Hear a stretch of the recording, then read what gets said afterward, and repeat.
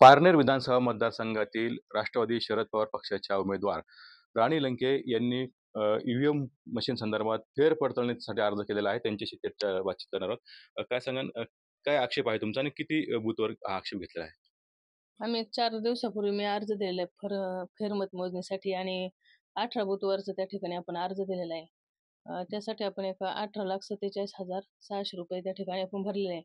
तर मी जेव्हा मुंबईमध्ये आम्हाला पवार साहेबांची मीटिंग होती सगळ्या उमेदवारांची, तर पवार साहेबांनी सुद्धा त्यावर आक्षेप घेतलेला आहे आणि सगळ्या उमेदवारांना सांगितलं की तुम्ही त्या ठिकाणी अर्ज दाखल करा. प्रत्येक उमेदवाराचे त्या ठिकाणी प्रश्न होता का ईव्हीएम मशीनचा. प्रत्येक गावात त्यांनी आम्हाला त्या ठिकाणी लीड कमी दाखवली. जवळ-जवळ 1500 दररोज आमचे संप्रचार राहायचे. त्यांचं मतदान सुद्धा त्या ठिकाणी झालेलं नाही आणि काही गावात जवळ तिथं 6,000 मतदान जर होत असलं तर तिथं 8,000 मतदान दाखवले. म्हणजे हे मतदान जास्त कुठून आले? हे नक्कीच ईव्हीएम मशीनचा घोटाळा आहे. मतदारसंघात म्हणजे एक हे लोकशाहीचा म्हणजे हा कशाचा विजय असं तुम्हाला वाटतं? हा विजय लोकशाहीचा नसून या ईव्हीएम मशीनचा विजय आहे. कारण आमच्या मतदारसंघातील समोरचा उमेदवार तर त्याला कोणी ओळखत पण नाही. त्याची उमेदवारी जवळ 8 दिवस पुढे राहिले होते इलेक्शन.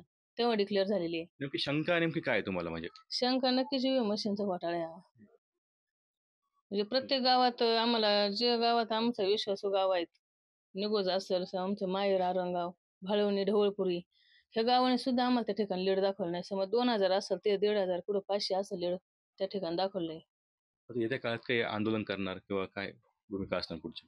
आता पुढच्या भूमिका नंतर पाहू आता ईव्हीएम मशीनचा घोटाळा तर सगळ्यांनी त्या ठिकाणी दाखल केलंच आहे.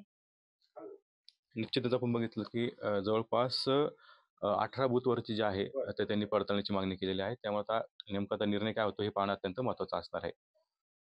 कॅमेरा क्रमांक कुणाल जाकर, TV9 मराठी, पारनेर, अहिल्यानगर.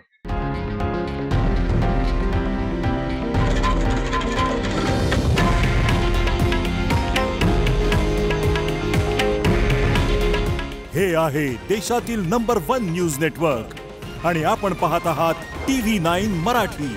काळजी तुमची, हित महाराष्ट्राचं.